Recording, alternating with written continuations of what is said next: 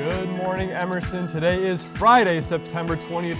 Welcome to our Emmy special with just 2 days until the 65th Annual Emmy Awards. We will be hearing from our fellow Emersonians who are chilling in LA. And later, we'll be joined by Don DeChico and Megan Lutz, two Emerson alums who were recognized by the Television Academy for their work here at Emerson. Hi, everyone. I'm Anthony Chase. And I'm Maggie Morlath. Welcome to Good Morning, Emerson. Maggie, we have such an exciting show coming up. Shakayla Alvarenga, a former correspondent on the show, she's chilling at the Creative Arts Emmys, and she's rubbing elbows with some celebs. But we also have some celebs here. We've got some ladies from the Emerson Fashion Society to talk to us about how we can translate some fall trends to the red carpet or to here on Boylston Street. Definitely, and later on we're going to finish things off with a cooking segment with our very own Jamie Sanders. I hear he has some TV-themed dishes. I'm really excited to see that. I'm always excited to see what he's cooking up.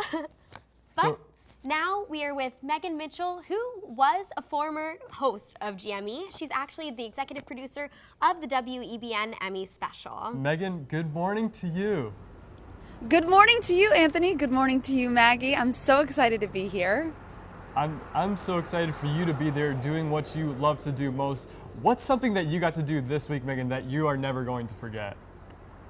You know, we were able to get onto the Modern Family set, but my favorite thing was talking to Greg Daniels from The Office. He is the creator, he's the executive producer of the entire show. He's written almost all of the episodes, and I used to have an obsession with The Office, so I was like, can I tell you all of the episodes, because I memorized a lot of the scenes, and he was like, you can, but I don't want you to. That's so cool. So just talking to him was amazing because I got all the inside secrets about the show, and that's really what we're going for with this show. That's really awesome. Are there any other cool people that you've gotten the chance to meet this weekend? Yeah, so when we were on the Modern Family set, we talked to the casting director, Jeff Greenberg, and we were actually able to get on the set. We were able to get a tour of the entire lot, and the cool thing about it was that they were shooting the scenes while we were there, so we were introduced to the dad of the show, Phil Dunphy, and it was just so unreal. We saw a lot of the cast members. They were so nice, and we also got to actually, eat from their craft services table. So we got nachos, we got, guacamole. It was really, really fun. That is so cool. It sounds like WEBN is doing some great work. Can you give us any hints as to what we can expect from that special that you guys are making? Yeah, absolutely. So the thing that we're going for with this show is taking a look at not only just the nominees, but going deeper inside the show into what that nominee really did that made it so special or made it so different compared to other shows that were working on similar things. So what we really want to do is show an inside look, give a very in-depth kind of revealing type of information to super fans of the show, that something that they wouldn't know had they just watched the episodes. They'd get an inside look. Now, Megan, do you feel like your experience here at GME has helped you prepare for the show? We're really, really missing you here. Oh my God, I miss you guys so much. Literally, I'm talking to everybody, all the crew via IFBs, and I'm just so sad over here. But it's so helpful. Everything that Emerson teaches you really leads up to this point, and that's why I think it's great that WEBN really makes sure that you have a good experience. Yeah. It's great to talk to you. Thank you guys so much. Thank you so much for being with us. Megan Absolutely. is out there doing what she wants to do, but there's a lot of other Emerson alums that are nominated for actual awards in this year's Emmys. I'm so excited about it, Maggie. One big one. Have you heard of him? Jay Leno? I think I have.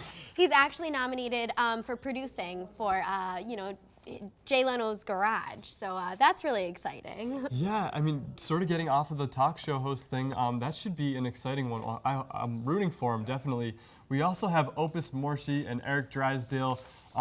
They write for a little show called The Colbert Report. Oh. I don't know if you've heard of it, but that's good news for all the breaking news kids out there, because you really can get a job in what you love to do. It's very exciting. Mm-hmm. And another exciting one for American Horror Story fans, David Klotz, class of '94. He was the music editor, and the award is for the outstanding sound editing for a miniseries, movie, or special. Then Mark Quinzel is the supervising producer for a short format live action entertainment program just known as the Super Bowl halftime show from this year. That was pretty exciting. I'm really rooting for him on that one too. But we have to go right now to our entertainment correspondent, Logan Levitt, who has the latest on all things entertainment.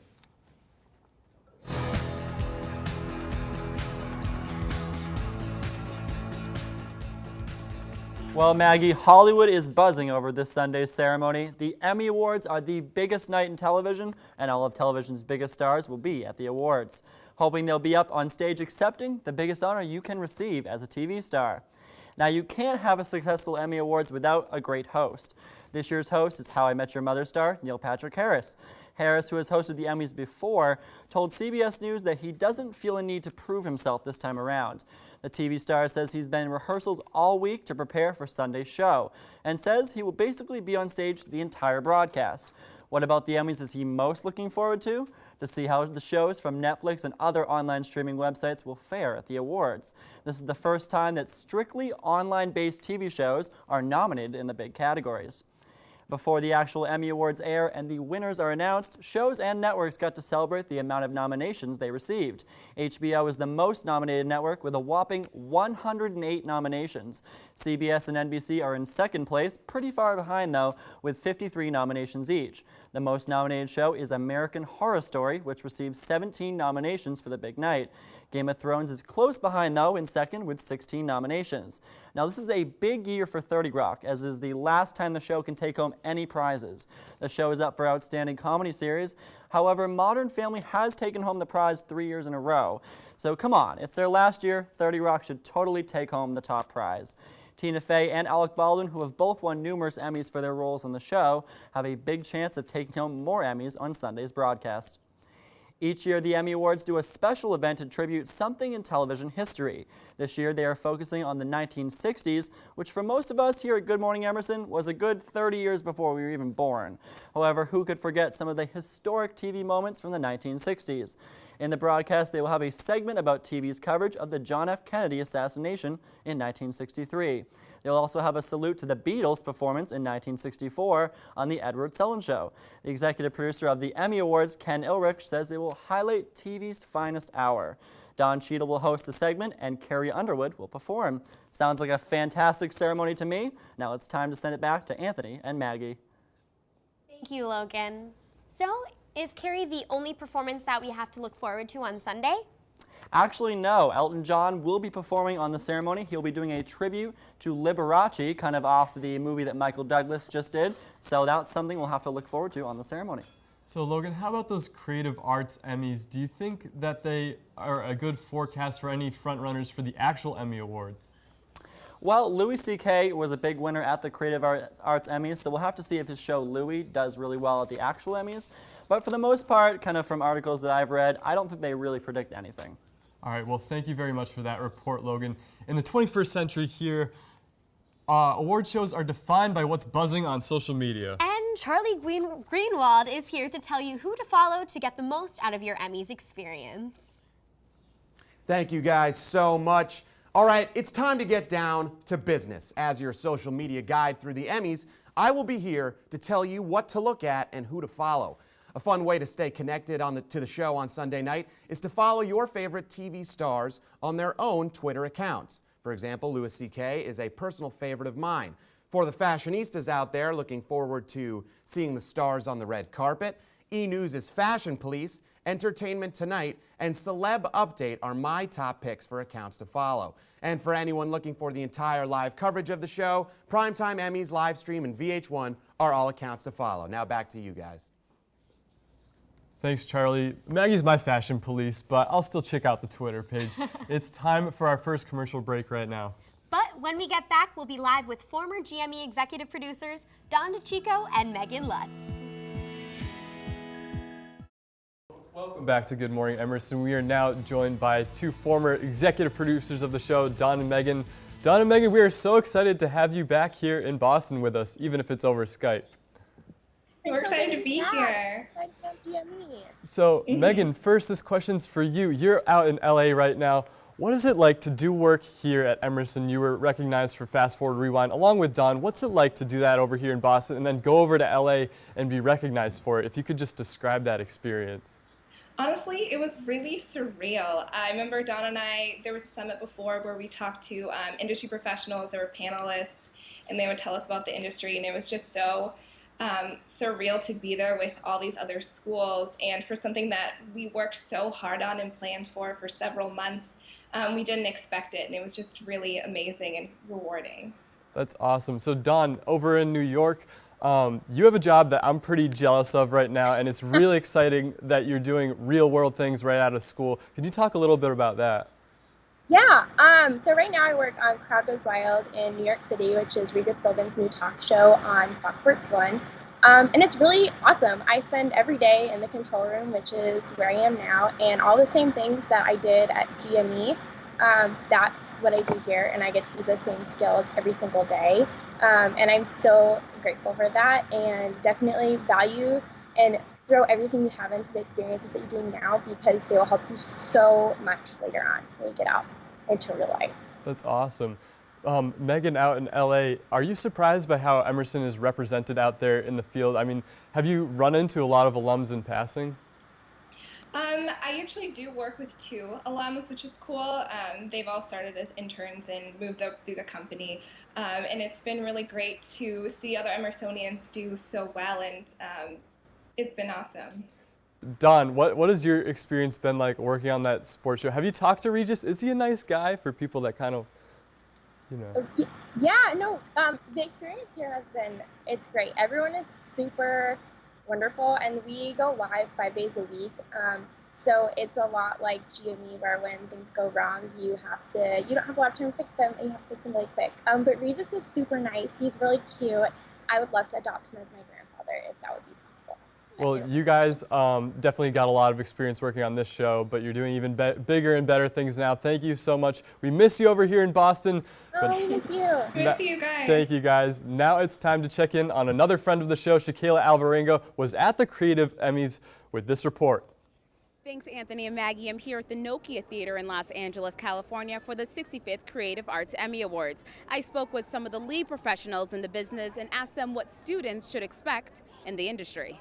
You know, I always say follow your passion, man. It sounds like a Joseph Campbell line, you know, follow your bliss and doors will open where there currently are no doors. It's voice acting. Acting's the most important word. I don't care how many voices you can do. If you can't act, if you can't make the words come to life, it doesn't matter. So I recommend people study acting and improv. Become a solid actor and then study voiceover, because you'll be spinning your wheels, spending a lot of money if you study voiceover only. And don't make a demo until you're ready, because you get one shot per listener. The thing that's works best for me is to be able to diversify in terms of different kinds of scoring, be able to do different kinds of films and write in different kinds of voices. That's been really useful for me, and not try and pigeonhole yourself or put yourself in a box. Man, just take any opportunity that comes. You can't, especially when you're starting, you can't be too good to work on something, you know? We worked on a lot of bad stuff at the beginning. Have another way to make money. Yeah. Make it a hobby at first, but then go for it. Don't ever quit. You have to be persistent. You have to do it not for the money, but the love of it. And you have to be gentle on yourself and your mind. You know, don't beat yourself up. You know, enjoy the experience. Thanks for watching, folks. That's all, folks.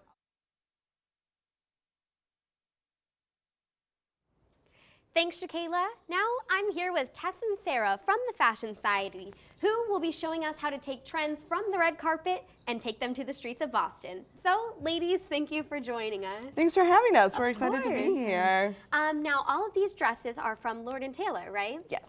Awesome. And these are all dresses that college students can probably afford, so it's a cheaper version, right, of some red carpet options? Definitely. Yeah, for so sure. how about this dress right here? So this one is really great. Sarah and I have noticed this season's all about mixing textures and stuff, so you have this great sort of metallic thing going on, and then again with the beads up here, we're obviously very into metallics, as you can see by what Sarah and I are wearing. Of course. For celebrity-wise, we're thinking kind of like a Solange thing, like because she has like her beautiful afro, like hair up, definitely like show off that neckline. and the different textures as well because of the sequence detailing. Right, and I see the sequence here, and then of course you've got sequence too, so it's a We theme do. going on. Definitely got a theme. Yep. All right, so how about this next dress? All over right. here? So this one's definitely more of your classic old Hollywood look. You know, got the nice lace with some glitter going on. Definitely very classic. The metallics are also in here as well, but a little more subtle, which makes it more modern. Yeah.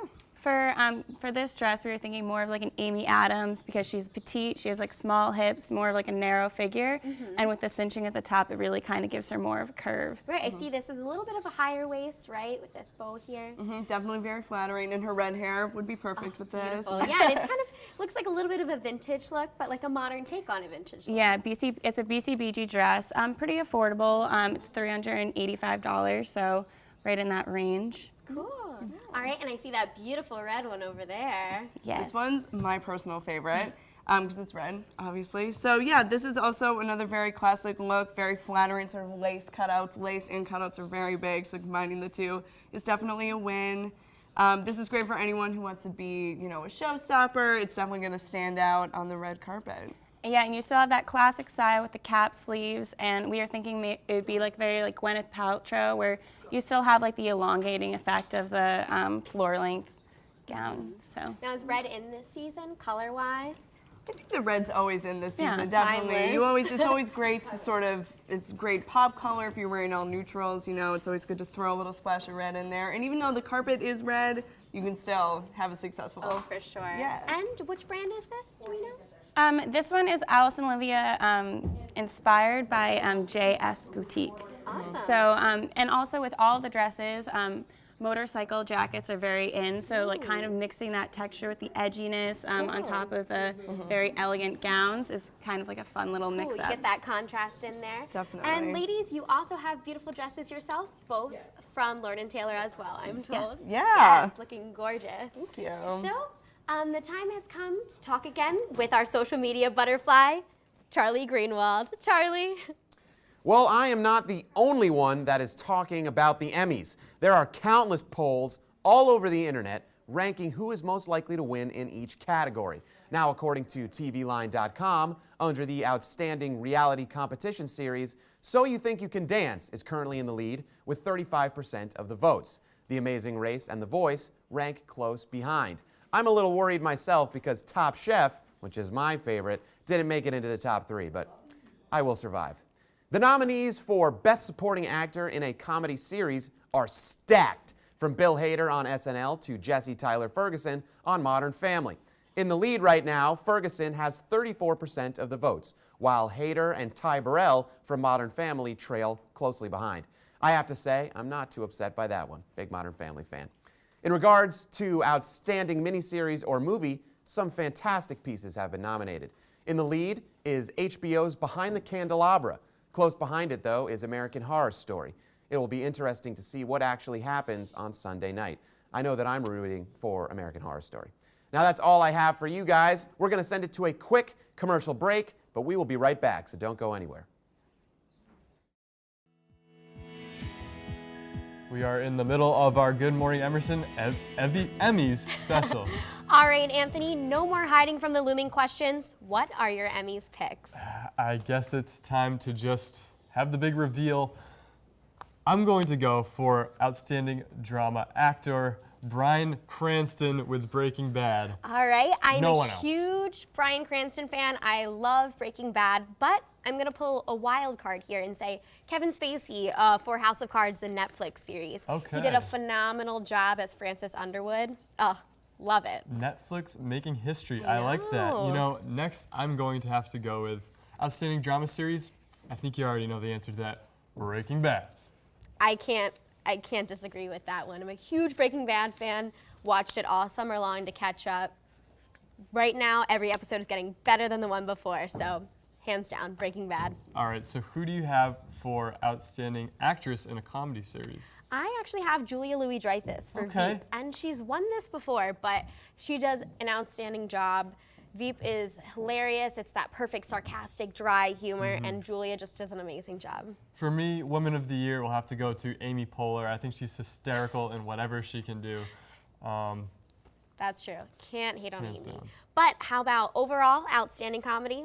I'm gonna go with Modern Family, and that's probably, the one I'm sketchiest about, but what about you? I'd say Arrested Development. Huge fan, love the comeback season. Okay, well, let's turn to our entertainment expert to see how he did. Logan, what do you think? Well, I think if we all remember back to the Good Morning Emerson Oscar special, I'm pretty good at predicting the winners of these big Hollywood award ceremonies. So we'll see how I do this time. Let's start with Outstanding Male Actor in a Drama. My pick is Bryan Cranston for Breaking Bad. He does an incredible job on the show, and I honestly just can't see anyone beating him in this. Moving on to Outstanding Female Actress in a Comedy. Hands down, my pick is Julie Louis-Dreyfus. Maggie, this goes out to you. The only competition I think she may have is Tina Fey for 30 Rock, strictly because it's 30 Rock's last time to win anything. So the Emmys may give it to Tina just out of respect. Now it's time for my pick for Outstanding Drama. It's a hard category because there are so many amazing choices. However, I think Breaking Bad deserves to take home the crown. Emerson loves Breaking Bad, I love Breaking Bad, so I think the Emmys will love Breaking Bad. Finally, Outstanding Comedy Series. This one is probably going to be the closest category of the four. I think it's just a race between 30 Rock and Modern Family. Modern Family has won 3 times in a row and continues to be a monumental show on television. However, seeing as 30 Rock just wrapped their last season, I think the Emmys will probably give it to them just, out of their great years of entertainment that they provided for us. Well, there are my picks for this year's Emmy Awards. Now I want to send it back over to 2 winners in my eyes, Anthony and Maggie. Thank you so much, Logan. Let's check back in with Charlie to see what the Twitter world is saying about the upcoming show. Well, what I love about Twitter and social media is that regular people like us have a window into the worlds and minds of celebrities. Now, I've been trolling the internet, and I found some tweets from some of TV's hottest stars. Neil Patrick Harris has been hard at work prepping for hosting this year's Emmys. Now, how do I know this? You can thank Twitter. His tweet from earlier this week reads, "Been dancing my face off in rehearsals for the choreographer's number in the Primetime Emmys. I have such crazy respect for these dancers, unreal." Now, I don't know about you, but I'm pretty excited to see what Neil has in store for us on Sunday. The ever-beautiful Sofia Vergara of Modern Family looks like a goddess. But surprise, surprise, she's human. And not only is she human, but one with a Twitter account. In response to her nomination, she tweeted, "Gracias to Modern Family, to my cast, to my fans, celebrating in Mykonos." I don't even know where that is. I'm assuming it's in Greek, but I would go anywhere with her any day of the week. And of course, what is a show without the wonderful Mr. Tim Gunn? It has been a heck of a week for him and Heidi Klum after winning Outstanding Host of a Reality Competition Series. And now they are presenting together at Sunday's award show. He tweets, "It's thrilling news that Heidi and I are presenting at the Primetime Emmys this Sunday. Man, I wish I had half the class that he had." That's it from social media. I'm Charlie Greenwald. We've reached the finale of our Emmys episode, and what better way to finish things off than with some cooking with Jamie Sanders. Hey, I'm glad to be here, and I know that I like snacks. Do you like snacks? Yeah, love snacks. You can't watch the Emmys on an empty stomach. Absolutely, Exactly. and the fact is that there's always one little thing about the Emmys that needs to be improved. So something that tastes good, something that tastes like the shows. Okay. Right, if that makes sense. How can I you like where you're capture that going. flavor? Well, if you want to get in the Edwardian style of Downton Abbey, we have delightful gelatin squares. Look at them All dance. right, Look at them. I They're like that. full of joy. Ooh. Jello jiggling joy. So what have you put into these to make Well, them so colorful? these are made with, first you have to make Jello, basic Jello. That's the thing, is that you start off with just simple, just flat colors, kind of bland looking. Anybody can make it. But that's things that actually secretly anybody can make this too. But so you start off with the Jello, and you slice it up into squares. So you use a knife, you use a spoon, you use your hands if you're particularly messy like I am. And the you chaos, cut 'em up. yeah, I like the Exactly, the chaos. chaos is glorious. That's the beauty of television.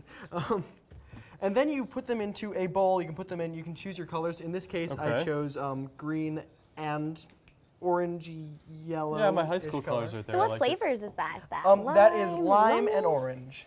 Lime All and right, orange. so what do we have over here? Now over here we have something a little fancier, Breaking Bad. We don't actually have the product because, of course, Walter White would not appreciate. I us really cooking. wouldn't appreciate that either. Yeah, absolutely. But yeah, Anthony, yeah, science. It's as simple as cutting off some string.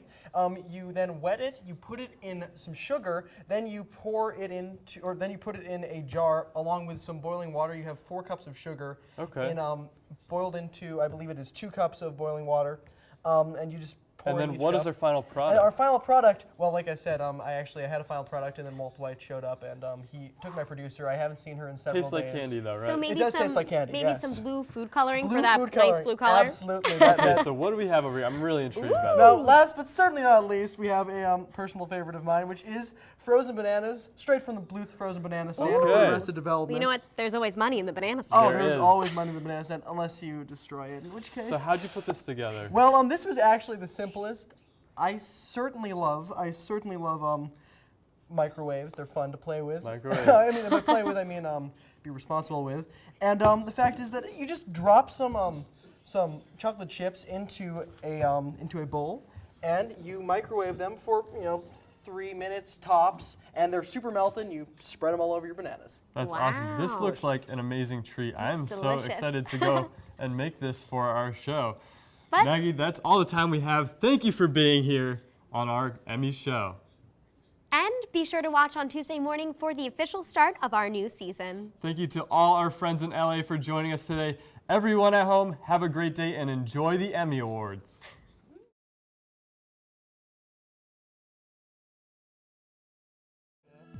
Absolutely.